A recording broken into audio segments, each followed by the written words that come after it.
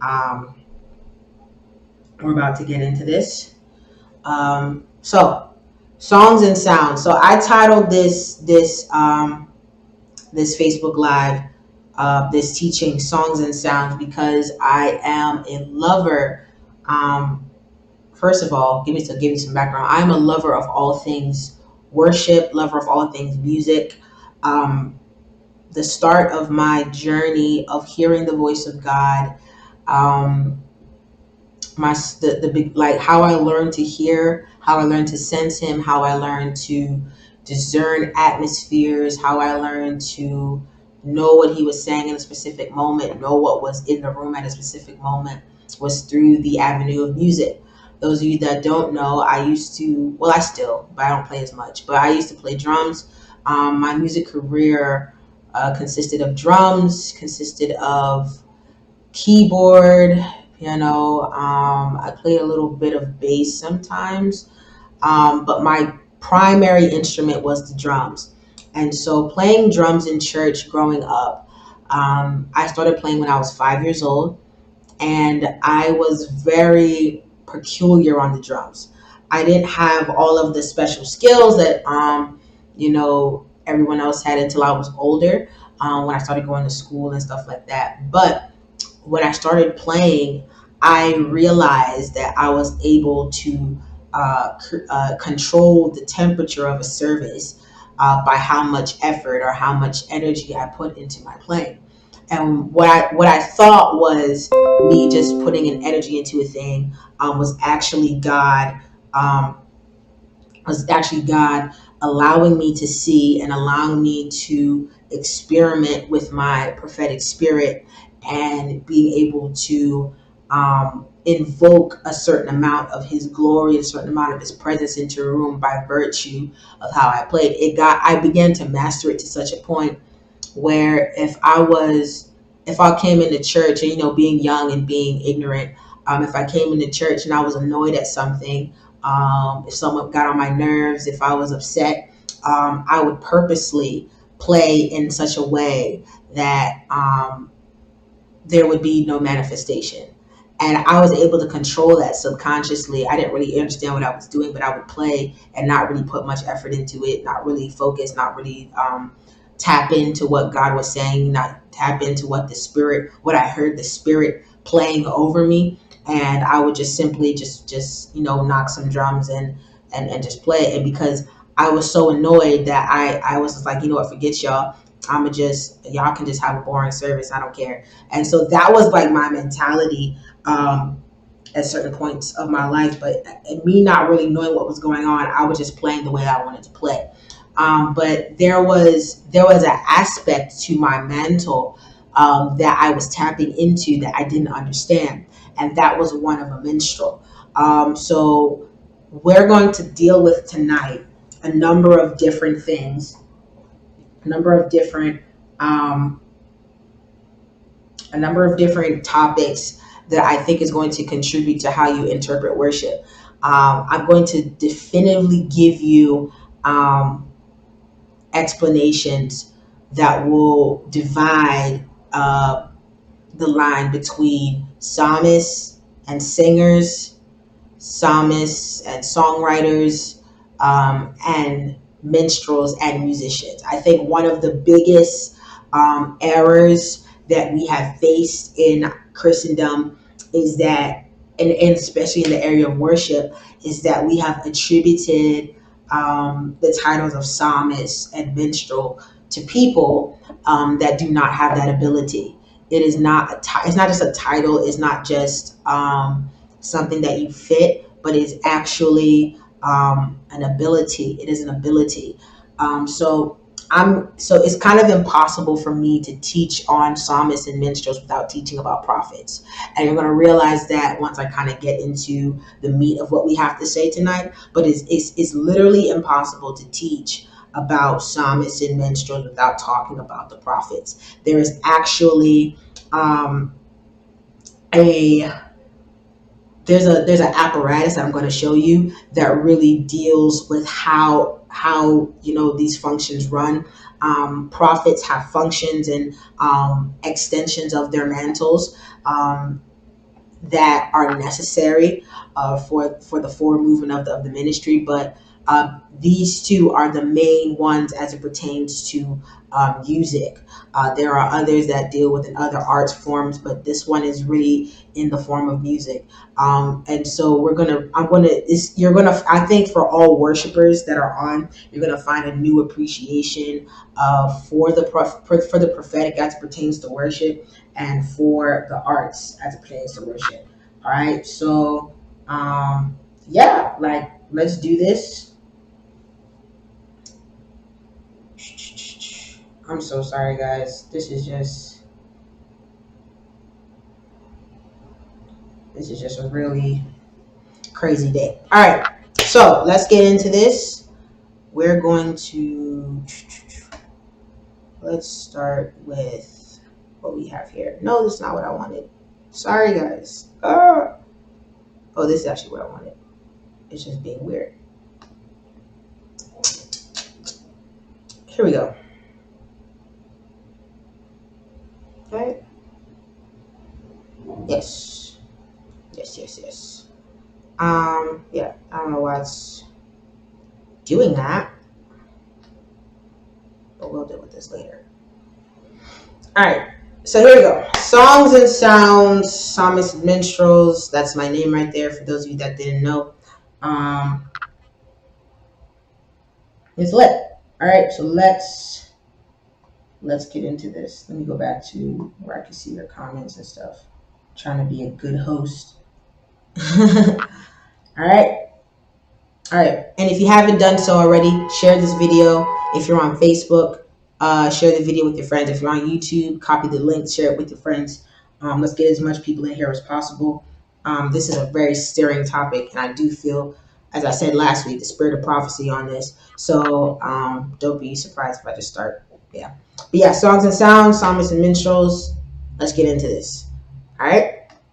Okay. So one of the most important scriptures, in my opinion, that really gives definition to who the psalmists are, who the minstrels are, and what they do is found in these two passages, these two verses right here. Extremely important for any, if you claim to be a psalmist, if you claim to be a minstrel, you definitely need to know these verses and what they mean. All right. 1 Chronicles 25:1, 2 Kings 3:15. Moreover, David and the captains of the host separated to the service of the sons of Asaph and of Haman and of Jeduthun, who should prophesy. Prophesy. What does it say?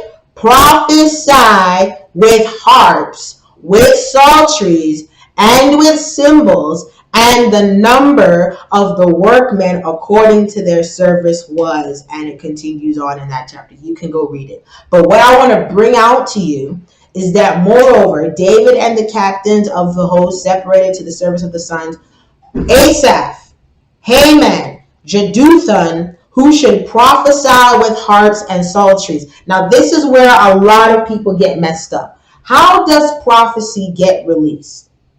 How is prophecy released? How does a prophet prophesy? A prophet prophesies with their mouth, right? So why in the scripture is it saying in 1 Chronicles 25:1 that they should prophesy with harps and with psalteries? So what David is telling these men to do is that, as I want you to prophesy with instruments. Are we together? I want you to prophesy with instruments. I want you to prophesy with music. I want you to prophesy with your hands and not your mouth.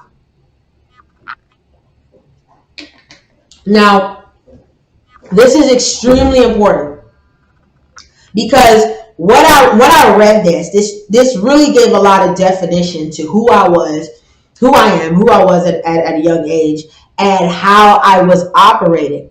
See, what was happening is that while I was playing the drums, I wasn't just playing the drums and my skill. I was prophesying through music. I was prophesying with my hands. I did not understand what it meant to prophesy with my mouth, because at the time, at 7, at 8, and 9, I didn't know that I was a prophet. And I didn't know what the prophetic was about. So how God allowed me to become comfortable with my prophetic spirit is that he allowed me to prophesy with my hands. So while I was playing the drums, I was releasing the word of the Lord on the drums. So the spirit would move by way of what I was playing. Now, because the spirit of the prophet is subject to the prophet, I literally had the power to control what I was doing and how the spirit was moving through me by reason because the spirit of the prophet is subject to the prophet. I could control my spirit. So what I didn't understand, but what was actually happening when I was 5 years old, is that my spirit was playing through me. I don't have like a lot of videos of when I was younger, but if anyone who knew me back then, if you were in the Mystery Church of God when I just started playing, there would literally be days where people would watch me and they're like, how is this little girl like playing like this? How is this little girl like in like, and it wasn't just playing, there was a spiritual force behind what I was doing. And so there would be times where they would put me on the drums, not necessarily because I was the greatest drummer in the world, but they knew that the spirit would move when I played. And I didn't understand that.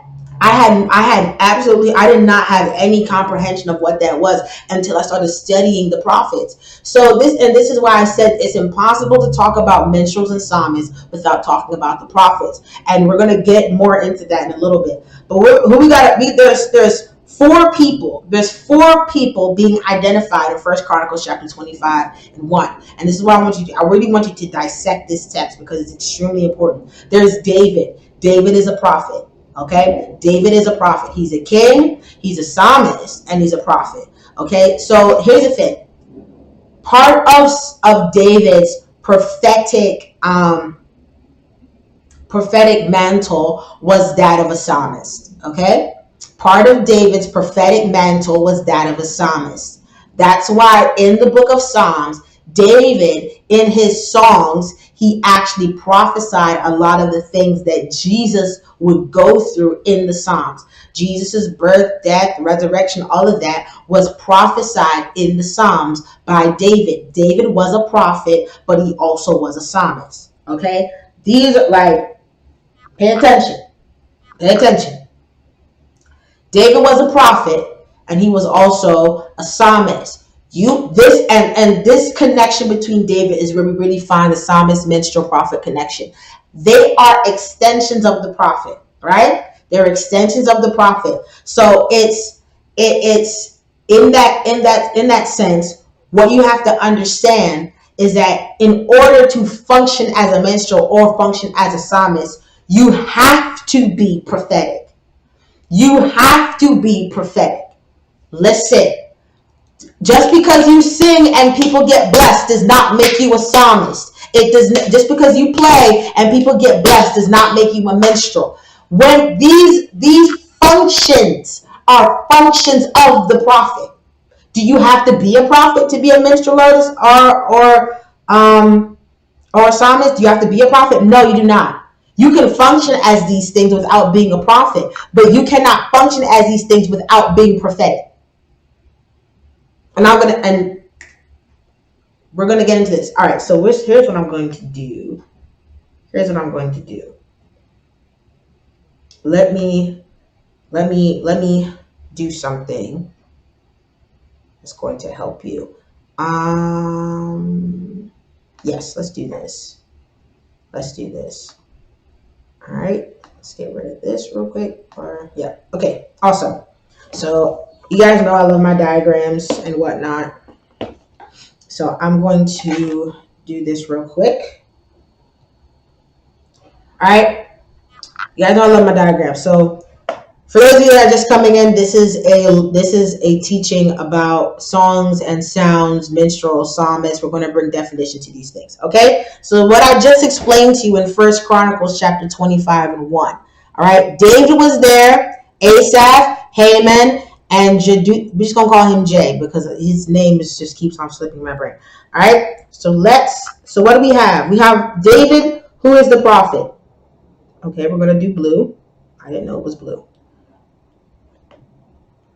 All right, we have the prophet. Let's put an S there.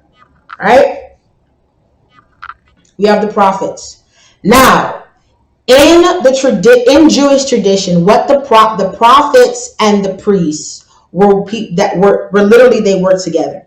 All right, so underneath the prophets, underneath the prophets, there was an order of submission. Right, underneath the prophets were the Levites. So the prophets had the authority to literally call for the Levites.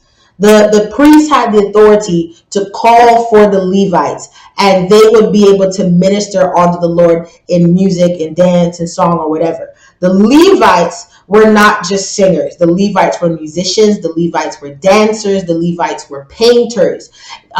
They were anything that you could possibly think of that was art related.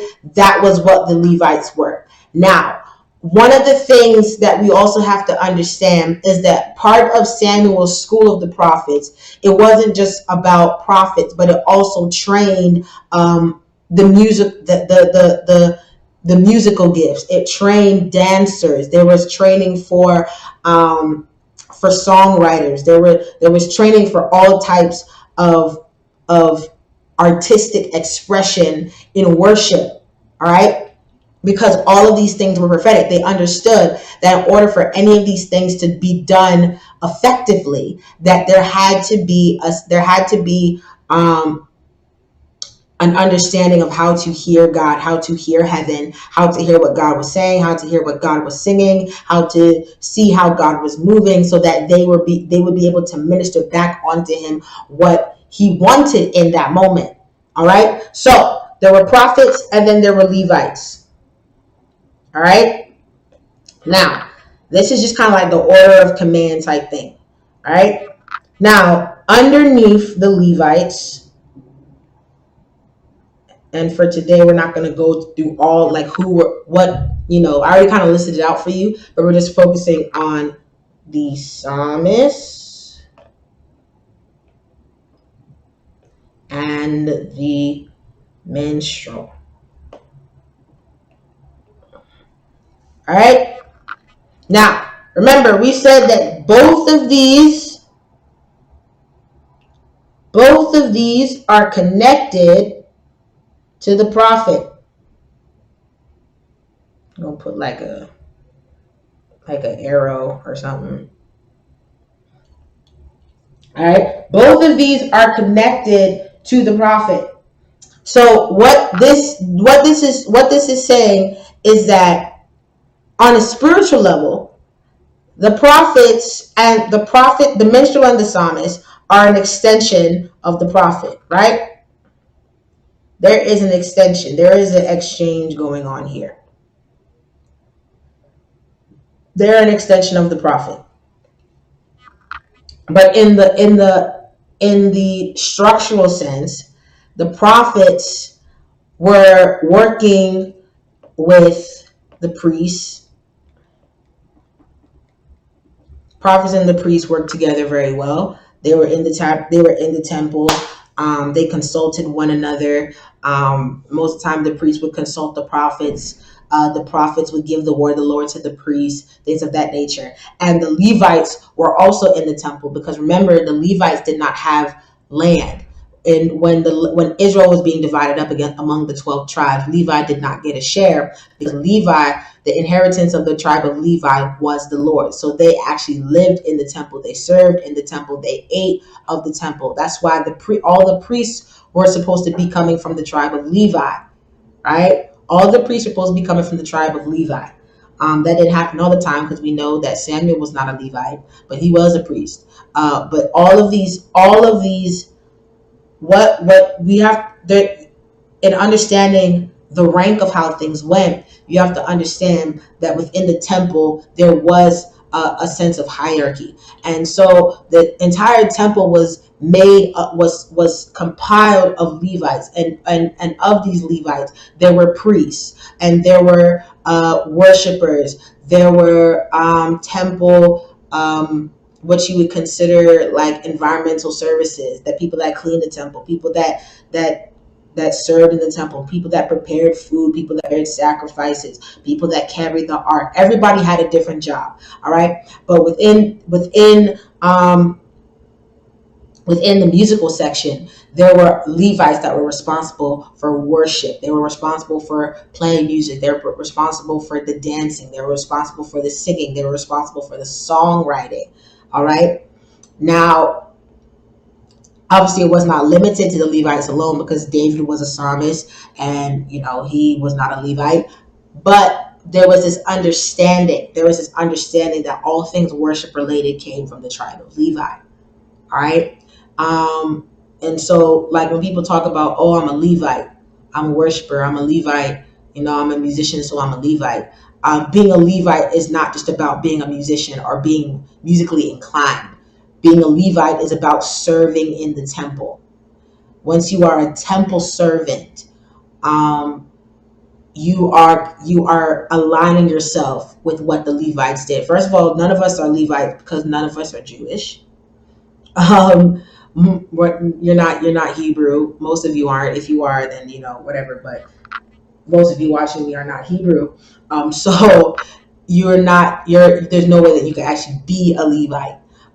But in the aspect of what we're talking about tonight, the psalmists and the minstrels of Israel came from the tribe of Levi, and that was a majority type of thing. Not all of them came from the tribe of Levi, but most of them did. But here's the thing. But all we mentioned that the four people mentioned, right? David was a prophet, right? He was a king, but he was also a prophet. This is David,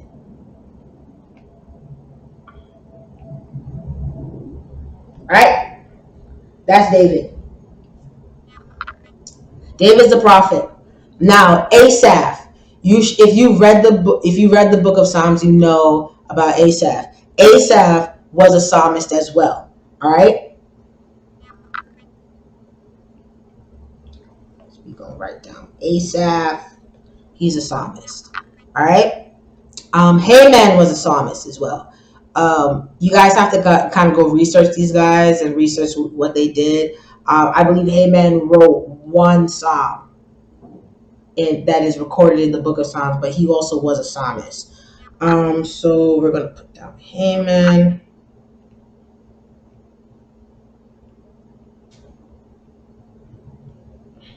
All right. And then we have the J guy, Jeduthun. Yeah. His family were instrumentalists, meaning they were minstrels. All right. So, and all of these men, they were known in Israel. They were known amongst the Levites as instrumentalists, as songwriters, as singers, as musical gifts. All right. So some of Asaph's people were minstrels, some of Haman's people were minstrels, some of Jeduthun's people were probably psalmists, but this is what they were known as. All right. So let's write his name. All right. So here was the thing. David was about to go to war. David was about to do something significant was about to happen. So he called for the sons of all three of these men to come and prophesy on the harps and on the psalteries and release the word of the Lord. Right? This was done by way of song. All right. So this was the the protocol, right? The king or a prophet would request like a sound or a song, right? If it was a song, the psalmist would go hear from the Lord, this is the song. This is the song of the Lord, right? Then they would take the song of the Lord and they would give it to the minstrel. And the minstrel would read the song and hear, and then go and hear from heaven the sound of the Lord and put the sound of the Lord to the song of the Lord. And then they would create this apparatus. So it was a combination. So here's the thing. Here's the thing. Psalmists in the definitive sense are songwriters. Hear me. Psalmists are songwriters. Can they sing? Yeah, sure. But they were songwriters. Psalmists were, okay, I'm going to keep on saying it till you kind of get it. Psalmists were songwriters. So the king or the prophet or the priest, whoever is up here, right? We're going to include kings up here. They would say, we need a song for, we need something for tomorrow's war. Right? The prophets would get the word of the Lord, and the Lord would say, tomorrow you would conquer your enemies. And so what the prophet would tell the king, and then the king would tell the priest, and then the priest would tell the Levites. And what would the Levites do? They would go inquire of the Lord for the song of the Lord and the sound, and they would put them together. So by the time they went out, if they went out to battle, they would send the worshipers, they would send the praisers, and they would go with the song of the Lord that the Lord gave them. Okay?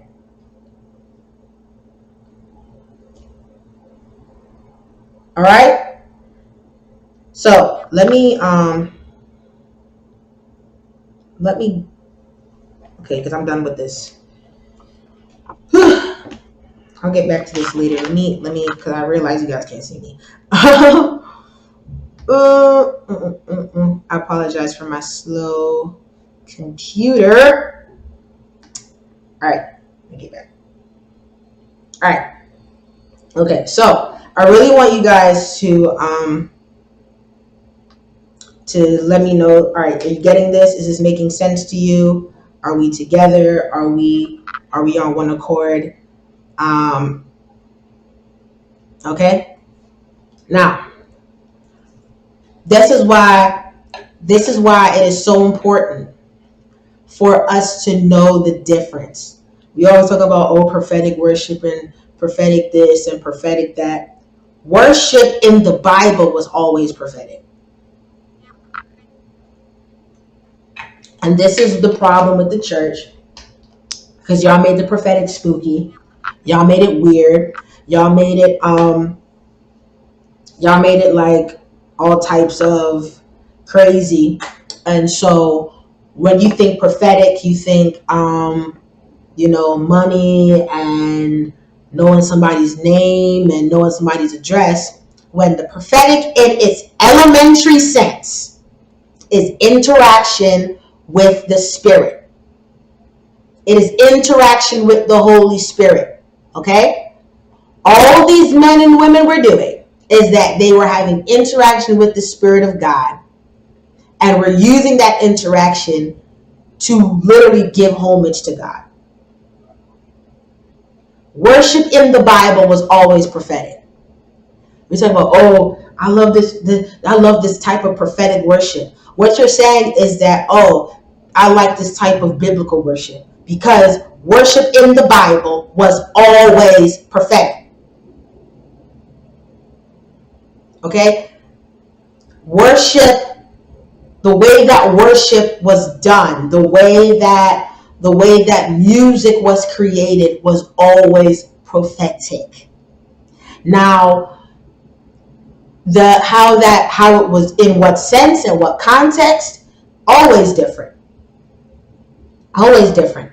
But what you have to understand is that it is extremely Extremely, extremely, extremely, extremely, extremely important that we understand worship in its elementary sense. Okay? And so for worship leaders, for people who call themselves psalmists, people who call themselves minstrels, you need to make sure that you are having regular communion with the Holy Spirit, because if you are not, then you're literally stepping out of the function that you're calling, that you claim to be in. Okay? And here's the thing: you cannot become a prophet, right? You cannot become a prophet, but there is grace available for these functions. Okay? There is grace available for these functions. And that grace has to come by way of the prophetic. So what you will find, and this literally, I've seen this happen. I've seen this happen so many times. I have people that are connected to me, musicians. I work, anyone who, like, who knows, I have a soft heart for musicians. I have a soft heart for the minstrels because of my musical background, and so I don't allow in any service that I'm in charge of. I don't allow minstrels to be ignored.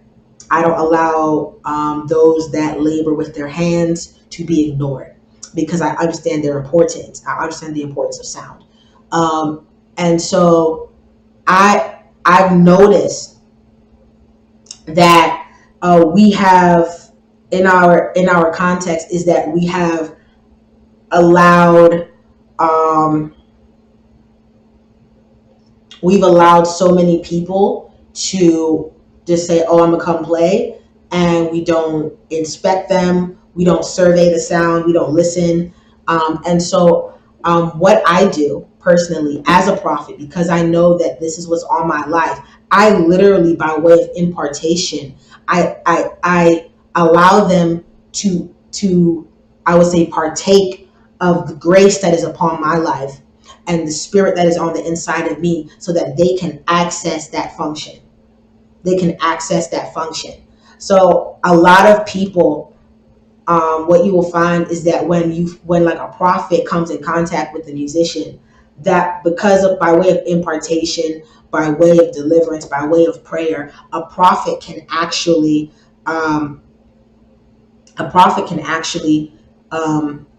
cultivate a minstrel and cultivate a psalmist, because it's an extension of the mantle. All right. Um, OC said, if we think about this in our world, composition is prophetic, improvisation is prophetic.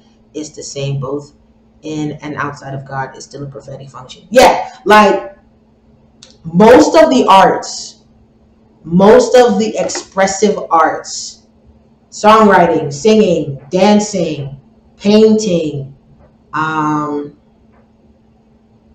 I don't know, whatever you want to do. It's prophetic. And I have scripture to back this up. That, like, one of the, like, okay, for example, I know a lot of seers who are excellent artists, like they paint and stuff. And they literally paint what they see in the spirit, because it's prophetic, right? So what I want this to do, or what I want this teaching to do, is to open you up into a realm of worship that is not just confined to singing, not just confined to singing and chanting and stuff like that. Like, there is other aspects of worship, prophetic worship, that need to be explored, and it's all artistic. These were the things that were taught in the school of the prophets.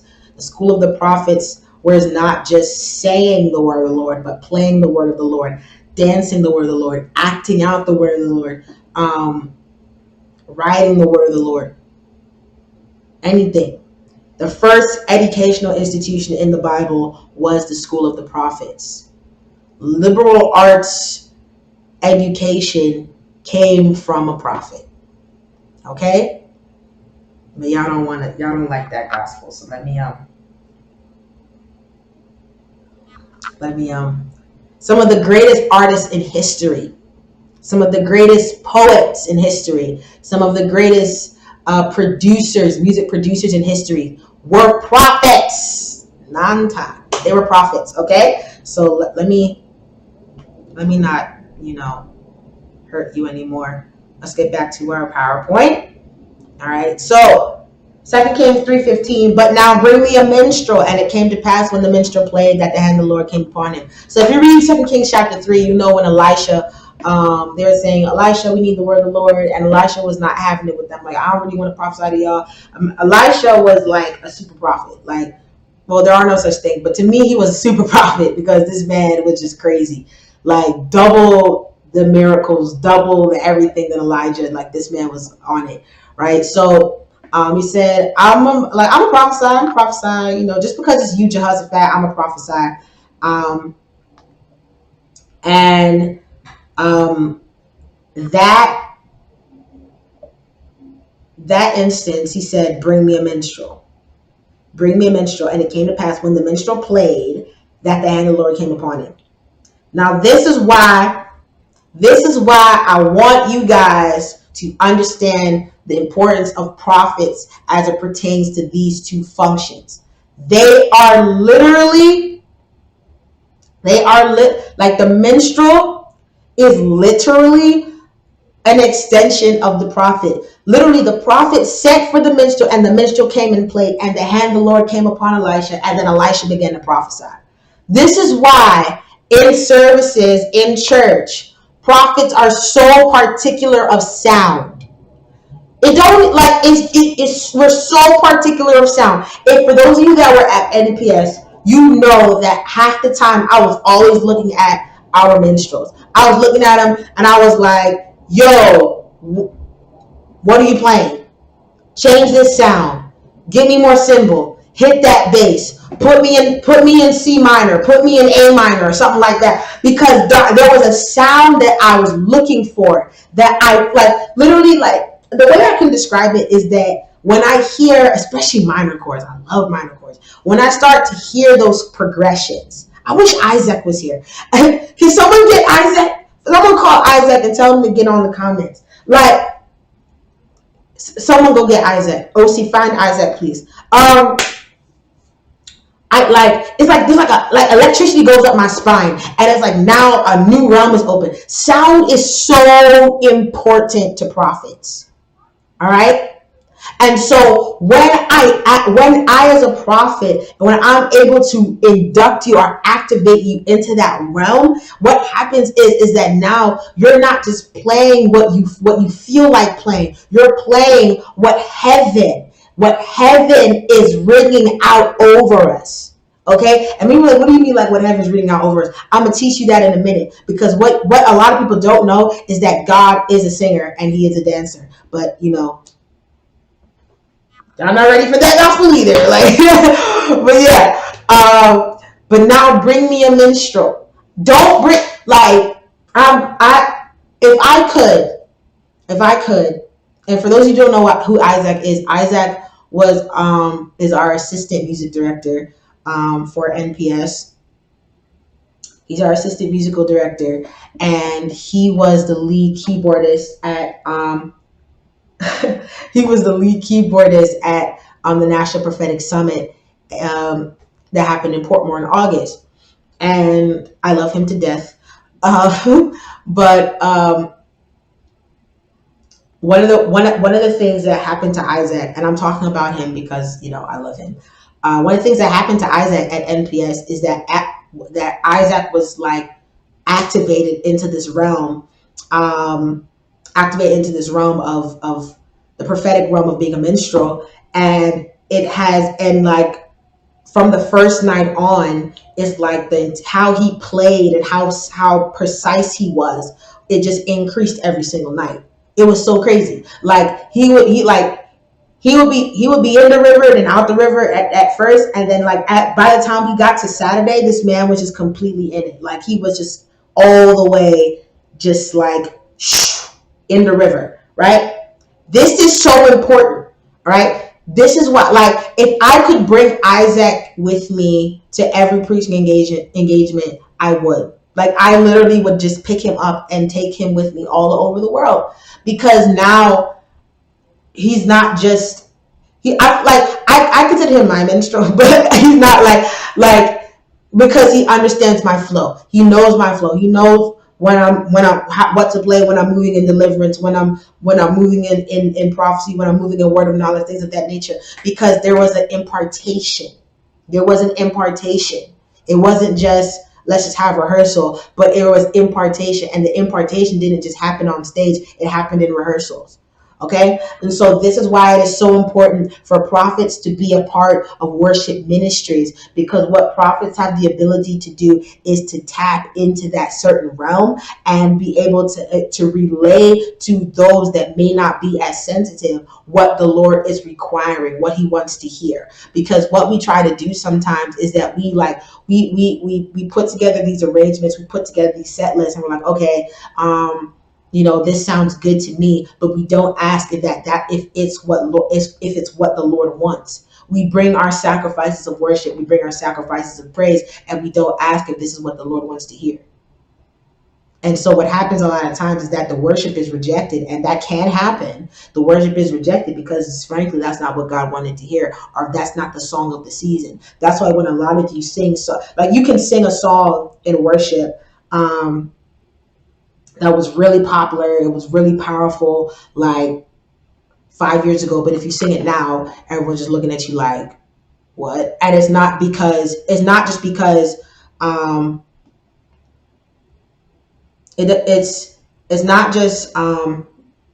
it's not, y'all having a whole conversation in the comments. This is fun. It's not just because I can't lose my train of thought. Oh, where was I? My brain, it just exploded. Sorry, I had exams this week. My brain is like mush. What was I saying? Lord, bring it back to my remembrance. Oh, yeah. It's not just because people got used to the song, but it's because it's no longer the song of the season. It's no longer what the Lord wants to hear. And that happens. It literally happens. When you were at an altar call, if you sang "Break Every Chain" 5 years ago, that thing would be like deliverance be breaking out, people be throwing up, deliverance and stuff like chain break chains, yeah. And then like you saying that now, people just looking at you like, yeah, break every chain. It's not because people have literally rinsed that song out, like washed it out, like ain't no more color in it, but because it's no longer the song of the season. And so what happens a lot of time in worship ministries is that we sing songs that God has stopped singing. Okay.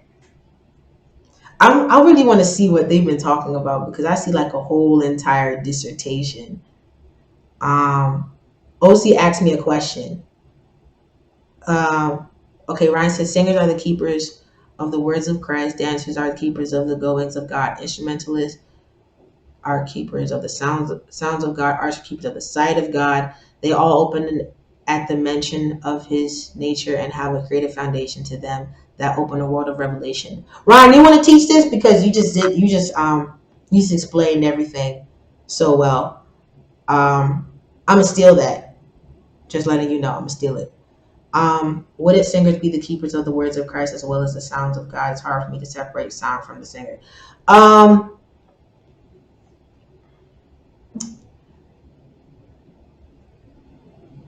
Okay, there's a difference between the singer and the songwriter, and that's what I really want people to kind of like.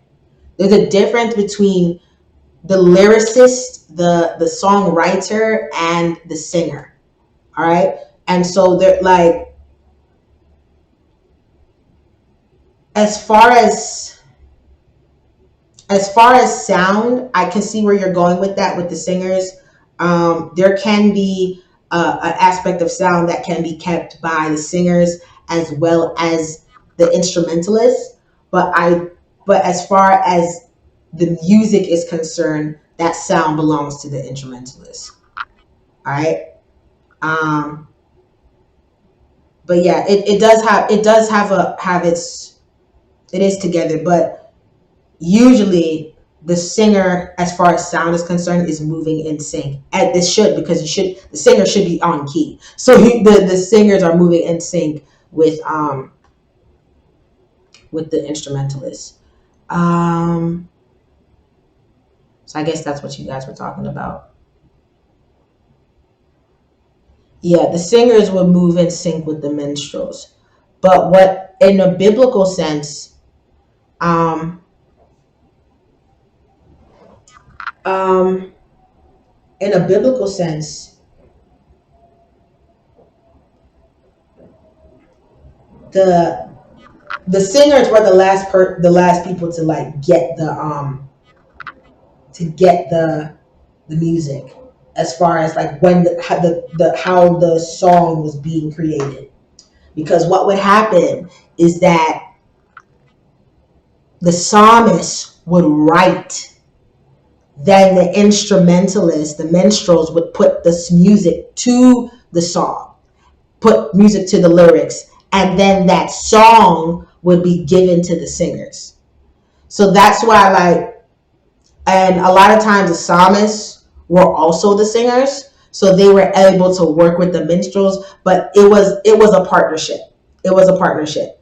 So like the when they wrote the lyrics, they would like give an idea, like, okay, this is what I'm hearing the Lord say, this is what I'm hearing the Lord say, this is what he showed me, this is the lyrics to everything, and then they would put the music to it, and that would kind of they would bring to life the lyrics of the song, and then it would be given to the singers, be given to those that were going out into war, and they would sing that song of the Lord, right? So that's kind of how it went. Like there was a transference going on between the psalmist and the minstrels.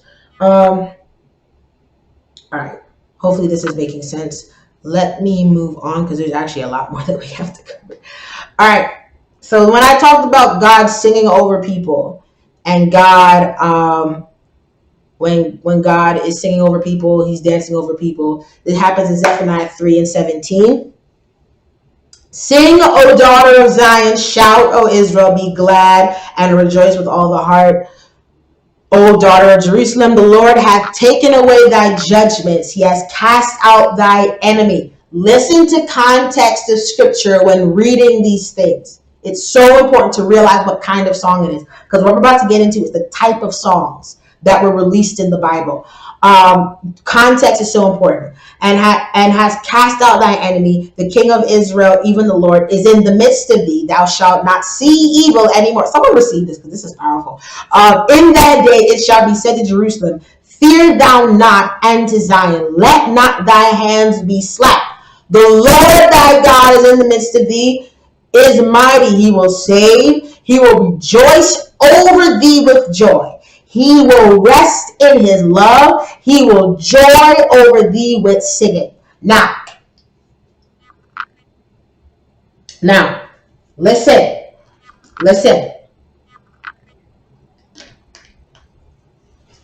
All right. That highlighted word right there, or bolded word right there, joy. In the Hebrew, let me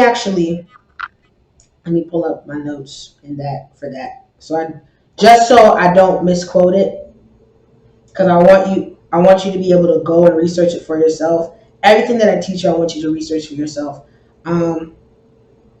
Zephaniah 3:17. That word joy, that he will, is that New King James Version? Yeah, he will joy over thee. That's King James Version. He will joy. That word joy in the Hebrew is gil, Giyl, or goel, or something like that, Guwl, which means to spin around, under the influence of any violent emotion, rejoice, being glad, to spin around. It is a dance. It is a powerful, like, he literally, what this is saying is that he is dancing over you. He is jumping up and spinning around over you. He is singing over you. All right. This is where This is the thing that you need to be tapped into if you're going to be an effective psalmist or minstrel, because the sound of God is literally coming from God. So he's singing over you, he's dancing over you. So what happens is that the prophets are able to perceive this. They're able to perceive what is going on, what God's response is to a thing, and they communicate that to the psalmist and the minstrels. So that because the Lord is rejoicing over us, now we will now sing a song of praise unto him, and we will sing and dance unto him as he is singing and dancing over us. It is a exchange. What he does, we are doing back to him. It is literally a game of Simon Says. And unless you can see and you can hear what is going on in the spirit, you will not be able to understand what God, what you should be playing, what you should be, how you should be moving, what you should be singing. Because if you were sensitive enough to what's going on in the third heaven, you would be able to know what to play. You'd be able to know what to say. All these things. A lot of times, what we do is that we try to put our own logic to what should be played. Or I should just put a minor here, or play a 4, or do this type of progression. I'll just do 1 4 5, whatever. But we're not listening. And that is the grace that is a part of that comes with being a minstrel or a psalmist, is that you have to have the ability to listen while ministering. I think that's one of the biggest things that the prophets have to impart to these musical gifts, is that you don't just play what you feel, but you play what you hear. You have to be able to listen and play at the same time. And like I said before, when I was 5 years old and I'm playing in church, and I'm playing and it seems like when I play in a certain way, people are dropping over benches, and people are running around and speaking in tongues, and the spirit is moving, and deliverance is happening, and miracles and all the type of things are happening. What I didn't understand is that I wasn't just playing what I felt, I was playing what I heard. But because I didn't know I was a prophet, I didn't know what I was looking at, I didn't know what I was listening to, I was playing whatever was in front of me. And when you are doing that, you open up the heavens, literally. You open up the heavens, because like we said before, there is a divine exchange going on. He's singing over me, so I'm singing back to him. He's dancing over me, so I'm dancing I'm dancing what I'm seeing him dance over me. And so what happens is that there is now a divine exchange. There's like a portal being opened now by way of worship, because we're now like playing a game of Simon Says. And so the heavens begin to open, and now what happens is that the incense, and we're going to go into this in Revelations 5. The incense, the oil begins to flow out, because now a portal has been opened by way of worship, because whatever he's doing, I'm doing. Whatever he's singing, I'm singing. Whatever is being played on the instruments in heaven is being played on the instruments on earth. And now there is a moment, there is an instance where literally heaven touches earth. That is why certain miracles can only happen in certain atmospheres of worship, because not until heaven touches earth and there is a divine connection that is being made, then there is no transference. There is no transference. In a church, a worship service, our goal is not just for you just to play some music for you that you will like, or to encourage you, or to inspire you. We want heaven to touch earth, so that there is an atmosphere, a portal open for the miraculous, for the supernatural. Does this make sense? Okay, let me do something, because I feel like I'm confusing.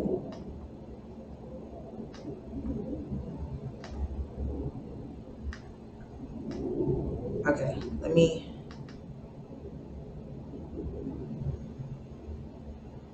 Boom, boom, boom, boom, boom, boom, boom, boom. All right. Let me. All right.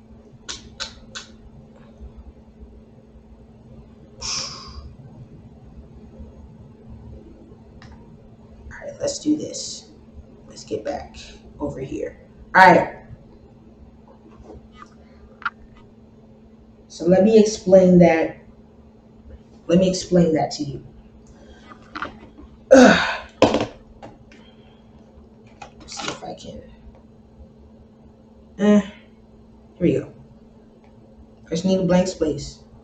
Sorry, my laptop is being stupid. Okay, here we go. Right? So, dimensions. I didn't want to do this, but we're going to do it anyway. Dimensions. Here we are. All right? Pretend this line represents Earth. All right? This is us. This is us worshiping and stuff. That's a stick person. All right? And now we have, this is the second heaven. All right? We're going to put second heaven here. For those who don't know what that is pretty much the demonic realm, what we consider hell in a sense. The second heaven, Satan, he got his little horns there. I'm sorry for my terrible drawing. And then we have the third heaven.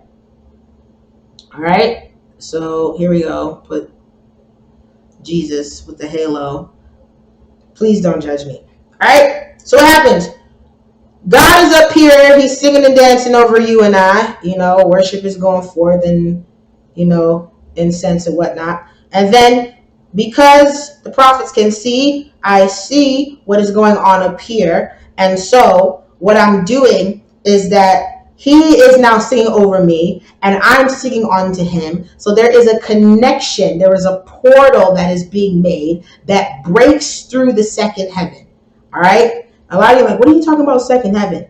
All right. Just know that we wrestle not against flesh and blood, but principalities and powers and rulers in high places, meaning that whatever the principalities, the powers, the demons that are up against you are above your head. They're not under your feet. But you know, that's a different teaching for a different day. There is literally, heaven literally opens up over us. And so now there is a exchange of our worship to God and his rejoicing, his love, his oil, his power over us. That's why a lot of people like when the praises go up, the blessings come down in a sense. But what we have here is not just it's not just a connection, but it's actually an act of war. Because what worship does, is that it literally combats hell. It combats what is above us. It combats principalities. It combats powers. And so what happens is that it literally creates a rupture, right? It creates a rupture in the second heaven. It creates a rupture over principalities and powers. It creates a rupture in principalities of rape, of violence, of brutality, of lying, of sexual immorality. The principalities over a region, when the people begin to worship, it literally breaks the second heaven. It upsets the second heaven. All right. And then there is a portal. There is something that is created in the midst that literally is like an exchange. All right. So whatever is going on in heaven is now touching earth. So this is how heaven touches earth. Heaven touches earth when worship is real. Okay. So why is it doing that? Heaven touches earth when worship is released. Sorry guys, my laptop is like extremely stupid and I'm not a good artist right now. All right. So heaven touches earth. Heaven comes into the room and it bypasses the second heaven. So this is why worship is not just like, oh, we're loving on God, but worship is a warfare mechanism. That is why it is so important to break barriers, and to break through lethargy and break through tiredness and to break through all these things when we walk into a worship service. A lot of times people just come in and they're like, oh, how great is our God, sing with me, how great. And people just stand there, it's very dry, it's very heavy. A lot of you start worship service, you gotta like, oh, we gotta build up.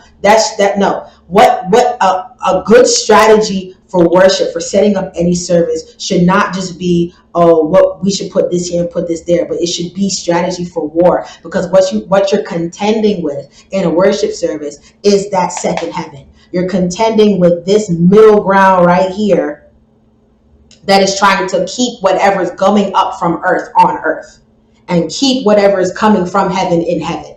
All right. That is why when Daniel prayed for 21 days, that his answer was withheld, even though God answered him on the first day. His answer was withheld for 21 days because Gabriel was being withstood by the prince of Persia. Right. And so when Michael came to fight, that is when the answer was released. So you cannot see worship as just, a lovey-dovey situation. You have to see it as a warfare strategy. Okay? There are times for intimacy, but I believe that every worship service should start off with warfare, because I got to break through whatever's in the atmosphere. All right. And that is where we see the apostolic part of worship in full effect, because an apostolic anointing, an apostolic grace it plows, it pushes, it breaks through. And you need that type of worship to literally break through atmospheres so that you can literally move into that communion with God that you really want in worship.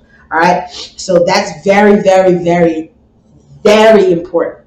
All right. That is why if anyone was at NPS, you know that all of our services started with intercession. It started with intercession. It started with praying in the spirit. It started with warfare. As soon as my prophets got on stage,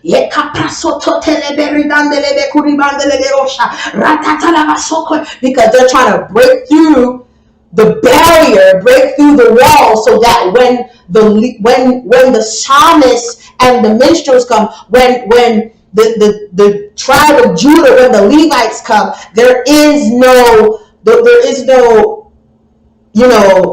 hindrance, that they can just flow into it. And that's what we want, right? Worship should start with warfare. You have to contend with that second heaven.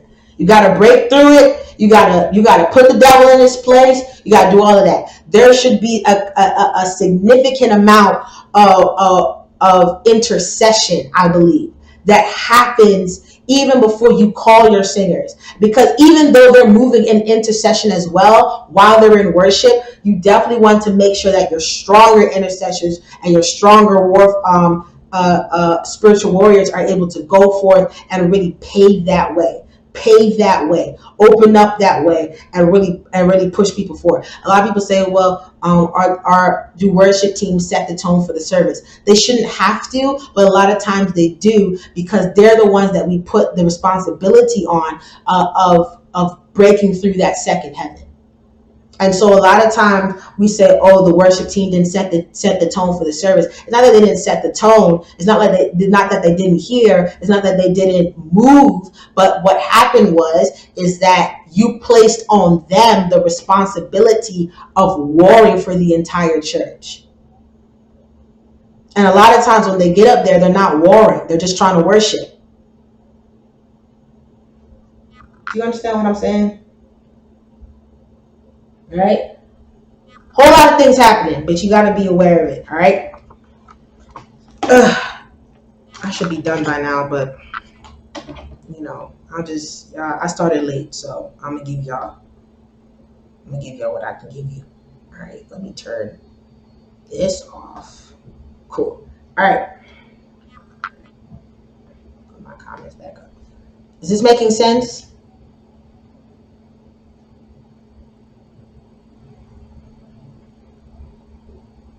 Is this making sense?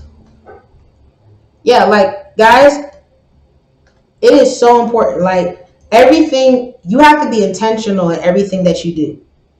You gotta be intentional in everything that you do. Worship is so important.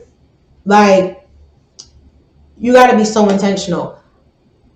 As a prophet and as a warfare strategist, I put my intercessors before my Levites.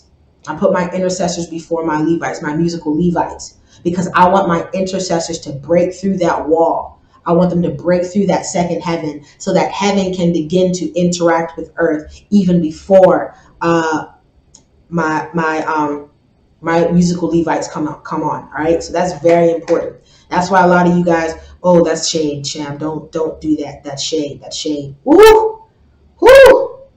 I'll save that for later because we only on this. This is only like what, the third slide. Like, all right. Songs of deliverance. My God. Songs of deliverance. There are different types of songs.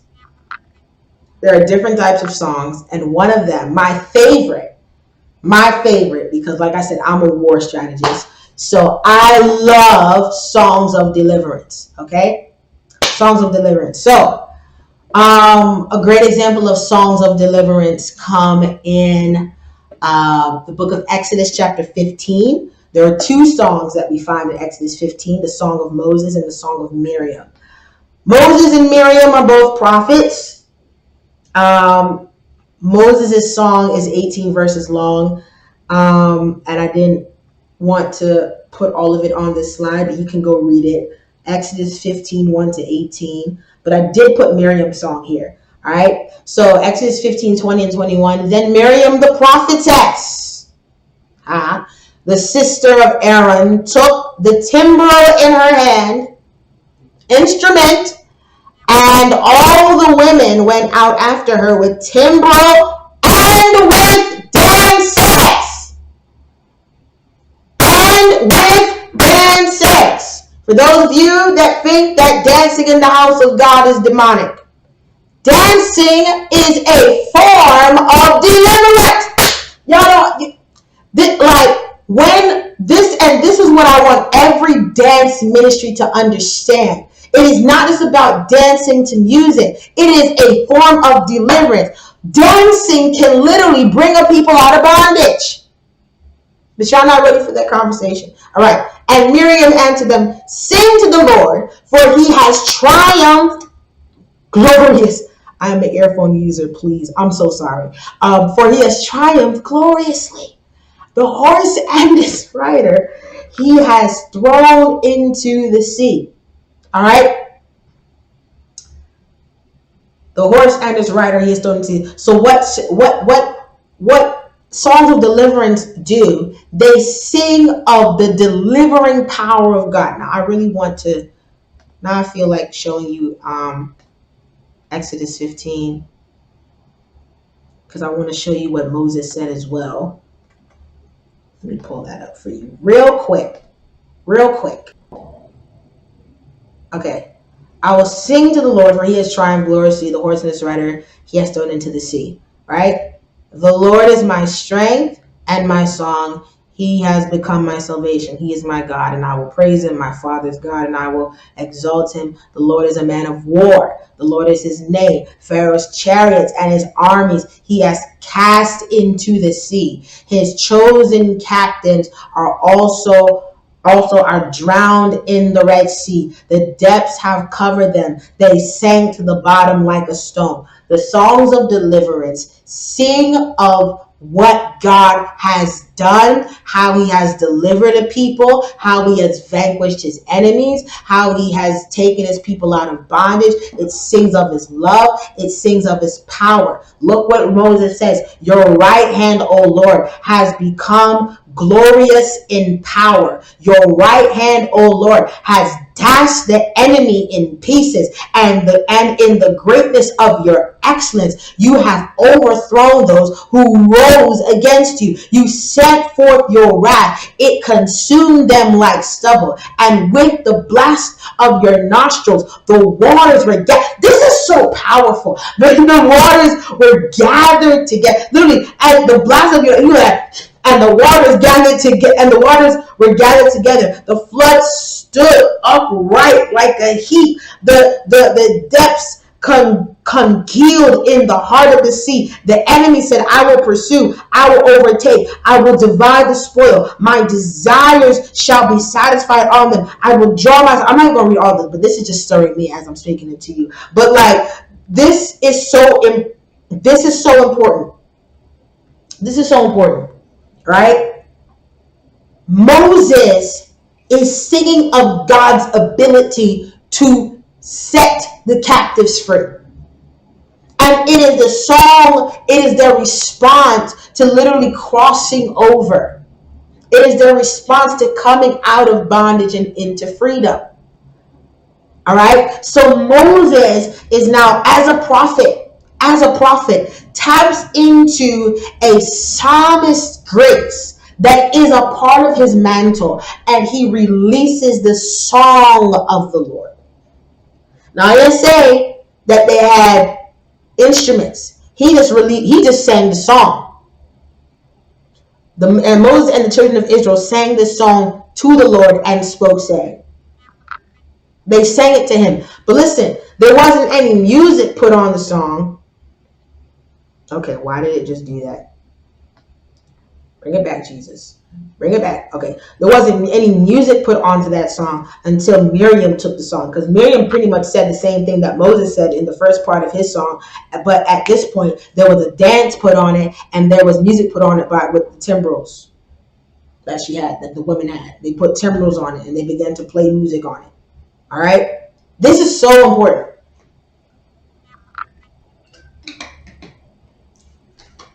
And this is how anthems are birthed. This is how songs are birthed. This is a song of deliverance. Now, there's other songs that we're going to deal with in a second. But songs of deliverance should be paired with sounds of deliverance. All right. Now, sounds can change and shift and evolve throughout the years and evolve throughout the ages. But what the children of Israel knew, and what the minstrels knew, is that there was this particular sound that was needed, that was required to go with these songs, so that the people would be able to really embrace the spirit of that song, and the spirit of which that song was being sung, that song was delivered in, because these songs came by way of the spirit. And so what the minstrels would do is that they would try to capture the spirit of that song, so that the people would be able to sing in the spirit of that song. All right. This is so great. Like, they don't understand how excited I am. All right. That is why, like, they would send the praisers, the worshipers, the minstrels first into battle, because they knew that those songs, like, people are like, why do they have music in war? Because that music was it allowed the hand of the Lord to rest upon the warriors, allowed the hand of the Lord to rest upon it allowed the hand of the Lord to rest upon the soldiers. And so the same way, like Elisha said, and the minstrel played and the hand of the Lord came upon him. When the minstrels played in war, the hand of the Lord would come upon those that were fighting, and they would fight with new strength. They would fight with new fervor. They would fight with new authority, and they would vanquish their enemies, because while they were fighting, they were hearing they would hear God's decree of victory over them. So while they were fighting, they were hearing the prophetic word that God was going to give them victory. So there was a new confidence that they had while fighting, because this is what the Lord has already said. So you can imagine them fighting and wielding the sword and stabbing people in the chest and whatnot. And while they're fighting, they hear the minstrels and the psalmists and the Levites over them singing that this is your day of victory. This is your day where the Lord is where the Lord fights for you. This is your day when the Lord is your battle axe. That is what that word from God literally edified them to the point where they were able to fight with a sense of fervor. But, like, that goes into deeper things that I don't want to confuse you with. All right, let's move forward. Songs of deliverance. And then we have Song of the Lord, the songs of the Lord. Now, I want to break this down for you. Let me shrink myself so you see everything. Or you know what? Let me put myself up here because I can do that. All right. Song of the Lord. Song of the Lord. Now, a great example of the Song of the Lord is found in Psalm 96. All right. Psalm 96. Now, I kind of color coded sections of this psalm so you can see how it is divided, how it is organized, um, and how like the spirit of the psalm is kind of put together. All right, so let's read it. Oh, sing unto the Lord a new song. Sing unto the Lord all the earth. Sing unto the Lord, bless his name. Shew forth his salvation from day to day. Declare his glory among the heathen, his wonders among the people. Okay? For the Lord is great and greatly to be praised. He is to be feared above all gods. For all gods of the nations are idols, but the Lord made the heavens. Honor and majesty are before him. Strength and beauty are in his sanctuary. Give unto the Lord, all ye kindred of the people. Give unto the Lord glory and strength. Give unto the Lord the glory due unto his name. Bring an offering and come into his courts. O worship the Lord in the beauty of holiness. Fear before him all the earth. Say among the heathen that the Lord reigneth. The world also shall be established, and it shall not be moved. He shall judge people righteously. Let the heavens rejoice, and let the earth be glad. Let the sea roar, and the fullness thereof. Let the field be joyful, and all that is therein. Then shall all the trees of the wood rejoice before the Lord, for he cometh to judge the earth. He shall judge the world with righteousness and the people with his truth. Okay, what are we looking at here? Now, there are parts of this psalm where David is giving instruction, and also parts of the psalm where he is giving adoration. He is paying homage to God. And then there's also parts of the psalm where he is literally prophesying. Okay? Sing unto the Lord a new song. Sing unto the Lord all the earth. That is instruction. Who is he talking to? He's talking to the earth. He's talking to everyone. Sing unto the Lord a new song. Sing unto the Lord. Hey, sing to him. Bless his name. Shew forth his salvation from day to day. Declare his glory among the heathen. He's speaking. Hey guys, let's worship God. All right? For the Lord is great. Now, he's not talking to anyone. He is now giving homage to God. For the Lord is great and greatly to be praised. He is to be feared above all gods. All right? Then he gives more instruction. Give unto the Lord. Give. Now I'm telling you, give unto the Lord. Ye kindreds of the people. Give unto the Lord glory and strength. And then in the last part, this is part in the blue, he's saying, say among the heathen that the Lord reigneth. The world also shall be established, that it shall not be moved. He shall judge the people righteously. Prophecy. Let the heavens rejoice, and let the earth be glad. Let the sea roar, and the fullness thereof. Prophecy. Let the field be joyful, and all therein. Then shall all the trees of the wood rejoice. Prophecy. For he cometh to judge the earth. Prophecy. Like it gives you, David's giving you in this psalm.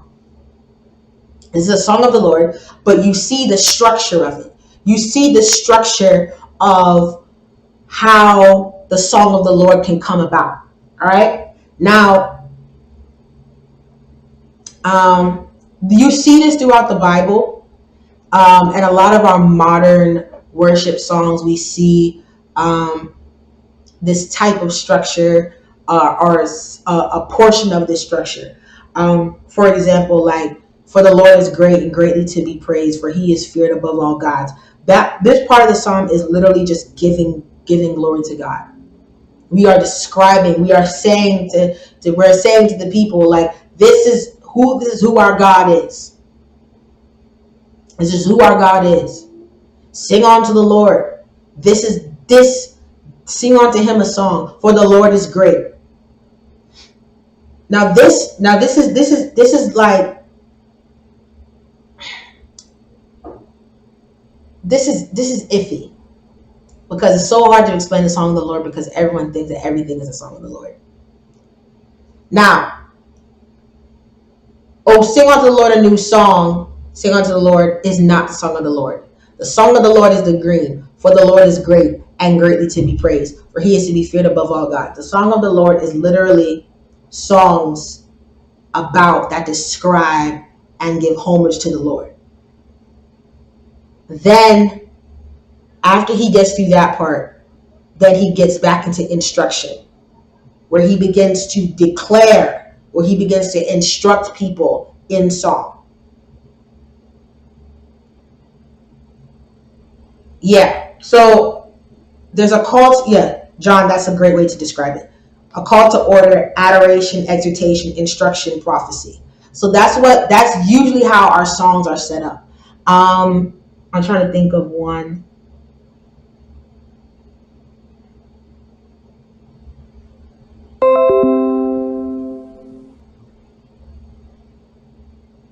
Okay. How great is our God?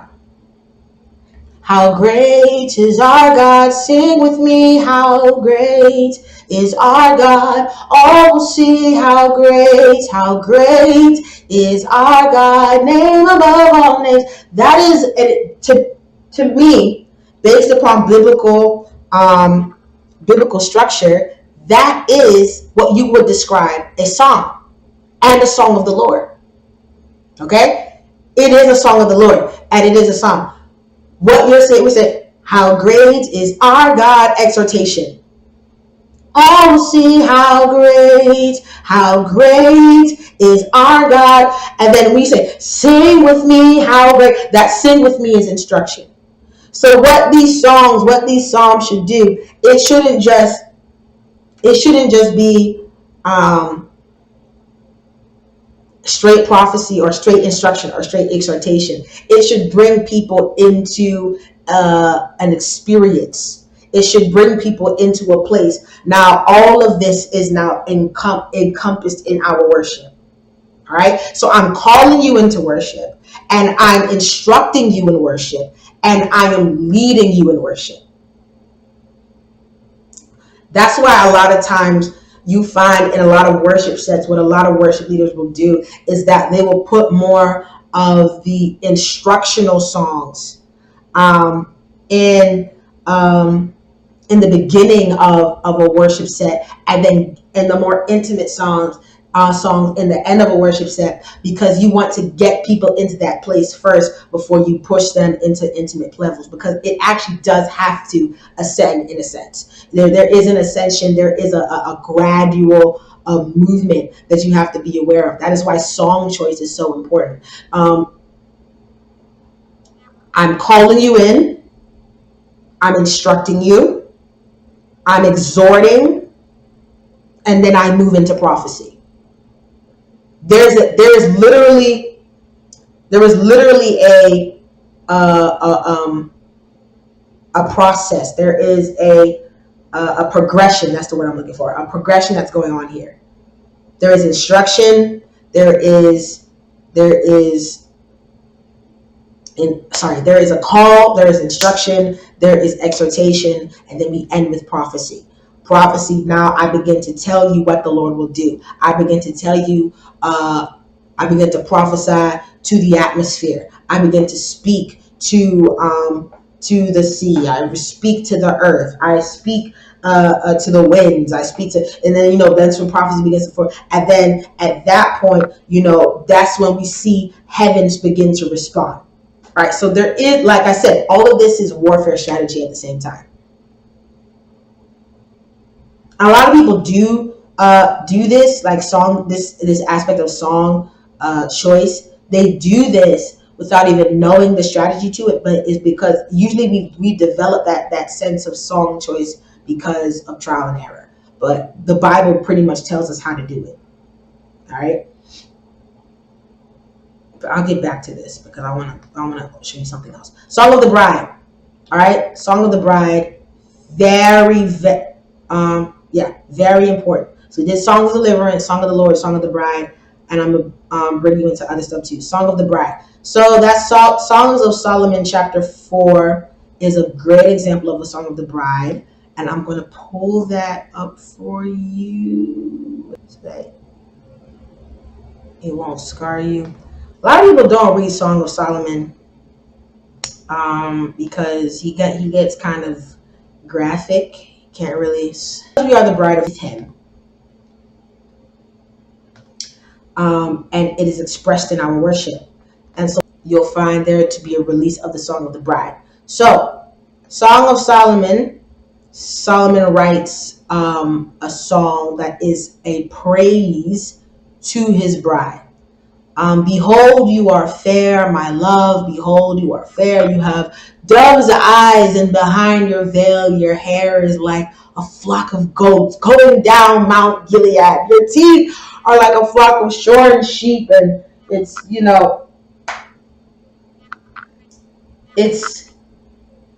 very intimate. The Song of the Bride is very intimate. It's just yeah, like it's really that place of now we are face to face, right? So this is what people usually think about when it comes to worship. Like, oh, this is such a powerful worship song. This is what worship is. And worship is not confined to just the songs of the bride, but it is the aspect of worship where we find intimacy is the Song of the Bride.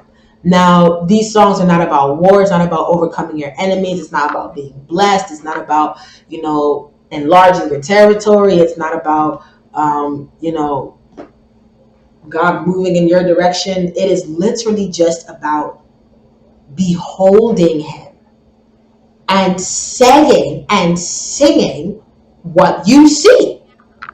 And it is the type of song that can only be birthed when you have beheld him. That's why this song starts, behold, you are fair, my love. I see you and you are fair. This is intimacy. This is the type of worship that you can only tap into when you have literally beheld the Lord. And I'd be like, well, I haven't, I'm not talking about actually seeing him, like seeing Jesus or, anything like that. I'm talking about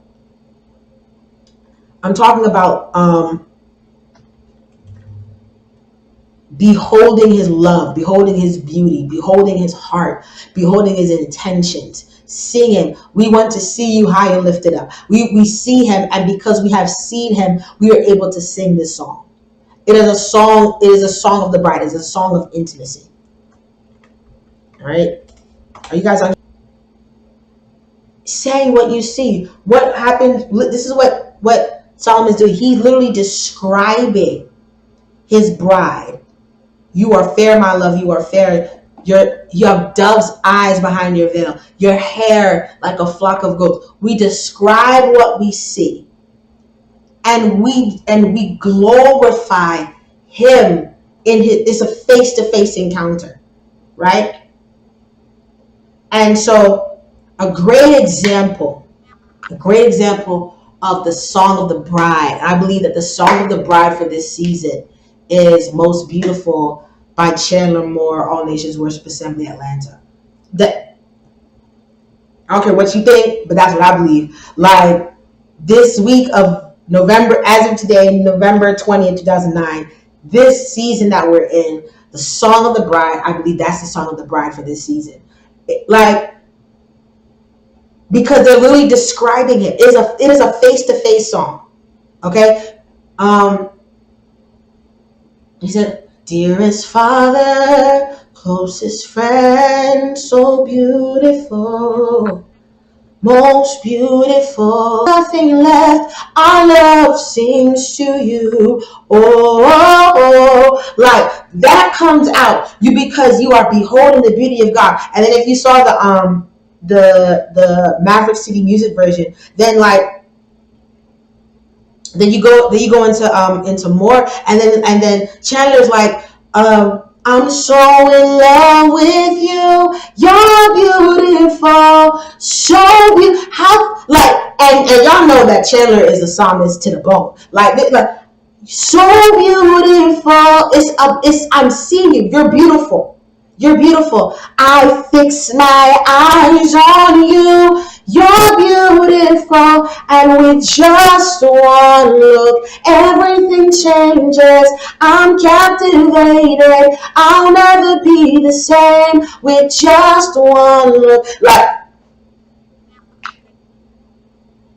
Like what I love about that song is it is a modern day It is a modern day song, and it's the song of the bride. Because what's happening is what you're in an experience now where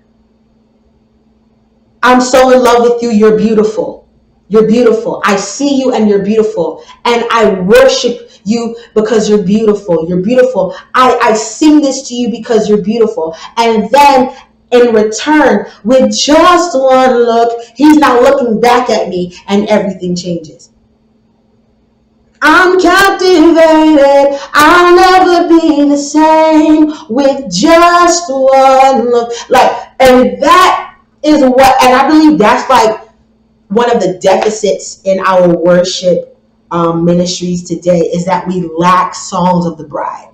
We lack that intimacy, that love story with God, and that is what those songs tell. They tell the love story. They tell the love story of a God who is desperately in love with his people. For God so loved the world that he gave his only begotten son. It is a love story. It is a love ballad. Like the song of the bride is is so prevalent, and we ignore it so much because we have taken the intimacy out of church and we've given it to secular spaces. So that is why, people will take that same grace and put it in R&B music. Listen, a lot of psalmists are currently, in the secular industry, and what the song of the bride that is in them, they're literally writing it in a sexual way onto like, you know, people, and talking about a girl or talking about a guy or something like that. Sorry, my phone is going on or whatever. Like onto a girl, onto a guy or something like that. And and they write and they express this emotion, and they express this intimacy and it's and lust and everything like that. And it's no longer the song of the bride, it's the song of the mistress. All right. There's a difference. All right. And this is what I wish that we would stop doing, because what we try to do now in a lot of worship environments is that people are coming out with songs to Jesus that sound like um, something that you should be playing on your wedding night. Okay. And it's no longer the song of the bride, it's the song of the mistress. All right. Like it's not the song of the bride no more, it's the song of the mistress. And so like it happens in so many it's happened in so many spaces where that passion, that love, and everything like that is expressed in a sexual way, in lust, and then it turns into the R&B music and the what we call the baby making music of today. When you take that same grace and you purify it and sanctify it, it becomes a song of the bride. Song of the bride. So intimacy, songs of intimacy, songs that express um, love and closeness with God, face to face interactions with God. That is the song of the bride. Okay? And I want you to know that. I want you to know that. All right?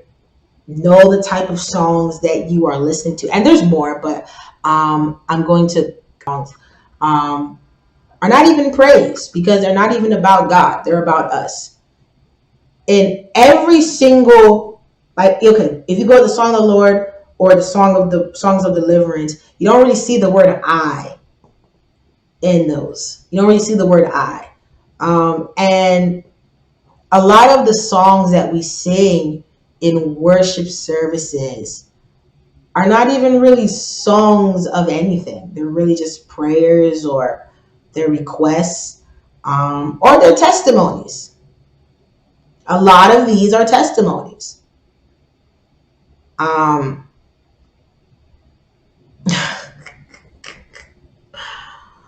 yes, God rejects the song of the mistress. Oh my Lord. God rejects the song of the mistress. He wants the song of the bride. All right. But that's why a lot of these songs sound like. And that's why I cannot get with some of these things. I can't get with some of these songs. Like, the way that, like, the spirit behind it just be full of lust. I just can't do it. That's the song of the mistress. I want the song of the bride. But yeah, guys, like, it's very important. So I know I've been on here for a long time. So I'm about to give you my last little thing.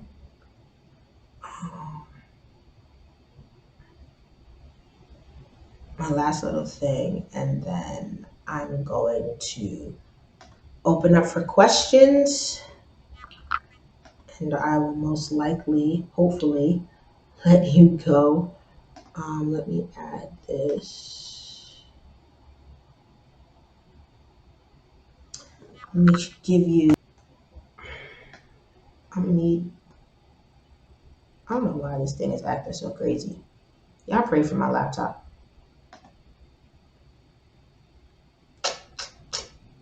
Come on here, Jesus.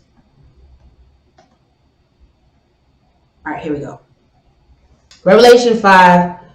Um, you know, John speak, and I saw the right hand of him that sat on the throne, a book written within, and on the backside sealed with 7 seals. And I saw a strong angel proclaiming with a loud voice, "Who is worthy to open the book and loose the seals thereof?"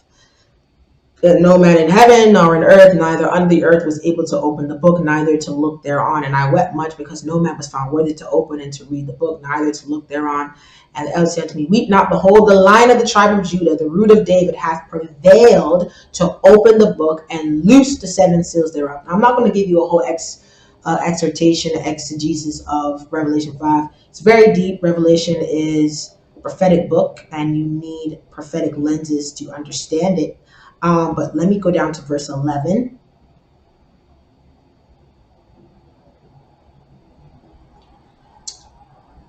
And I beheld, and I saw, I looked, and I heard the voice of many angels round about the throne, and the beasts, and the elders, and the number of them was 10,000 times 10,000. Wait, where did I start? Sorry, no, verse 8. Verse 8. I read the end. I should be reading the beginning. All right. Verse 8. And when he had taken the book, right, the same book that we just talked about, the 4 beasts and the 24 elders fell down before the Lamb, having every one of them harps and golden vials full of odors, which are the prayers of the saints. So this is where the idea of harp and bowl come from, because the 24 elders fell down before the Lamb, and they fell down with their harps, their instruments, and their bowls, their prayers, their supplication, their word and their praises and their worship to God. It was incense, and has made us unto our God.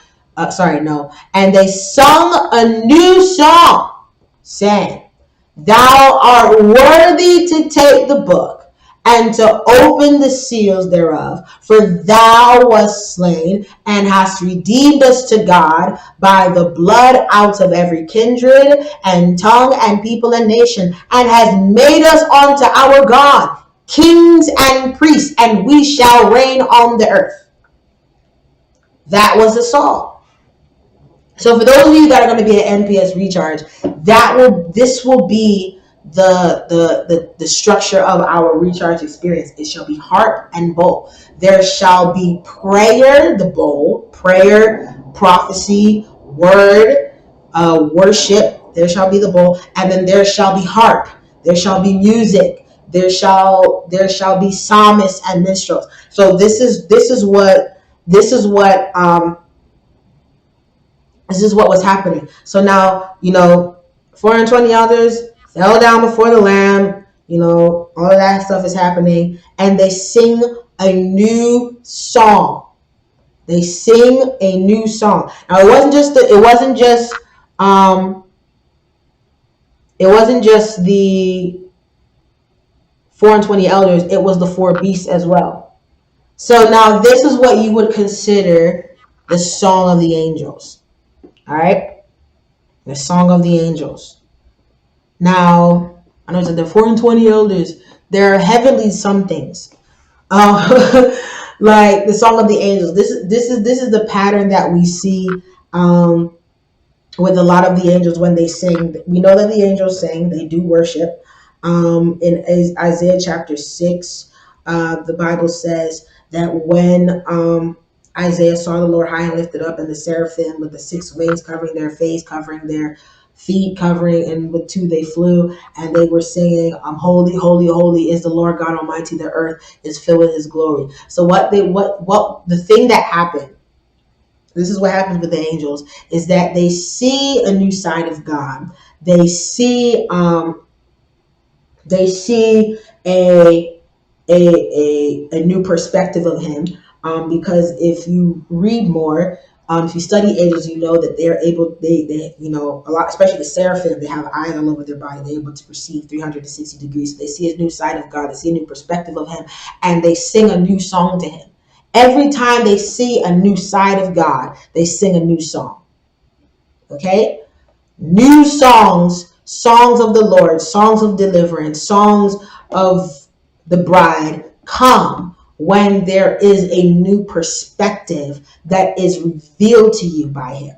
All right, that is why it's important to remain in the spirit, because now you have the ability to see more, to perceive more, and because of that, you're able to conceptualize more. All right, you're able to conceptualize more, and then because of that, you're able to release more songs. So they sang a new song because they saw a new side. All right, this verse 8. Oh, I'm moving it. Sorry, I did not mean to do that. Verse 8. Now remember, earlier in the chapter, I said, and no man in heaven and earth, neither under the earth, was able to open the book, and I wept much because no man was found worthy to open and to read the book, neither to look thereon. And one of the elders said to me, weep not, behold, the Lion of the tribe of Judah, the root of David, hath prevailed to open the book and loose the seven seals thereof. And I beheld, and lo, in the midst of the throne and of the four beasts, in the midst of the elders, stood a lamb as it had been slain, having 7 horns and 7 eyes, which are the 7 spirits of God sent forth into all the earth. Right? That's other deep stuff. I'll teach y'all about Revelation later. And he came and took the book out of the right hand of him that sat upon the throne. Now listen, this is new revelation to the 420 elders and the beasts. That's why they sang the new song. They had seen God, they had seen the Son, and all of that. This is eternity that they're living in. However, at this point, now they are seeing the Lamb. They are seeing the Lamb. They knew the Lion. They knew he was the root of David, but now they see the Lamb. Listen, the elder said to me, and one of the elders said to me, ye now behold, the Lion of the tribe of Judah and the root of David have prevailed to open the book and loose the 7 seals thereof. The elder knew him as the root of David. The elder knew him as the Lion of the tribe of Judah. But when they beheld him, he was a lamb. And because now they saw the Lamb that was worthy to open the seals, now there needed to be a new song. New songs give new revelation. New songs give new perspective. New songs give new vision. There were different sides of God. This is why songs are so important, because they give you new revelation. You can have a song about Jehovah Jireh and then have a song about Jehovah Rapha. You can have a song about Jehovah Tiskanu and have a song about Jehovah Shammah, because there are so many different sides of him, and the angels understood that. So when they saw a new side of him, they sang a new song. I hope I'm making sense. I hope I'm making sense. All right. And I think that's where I'm going to cap this.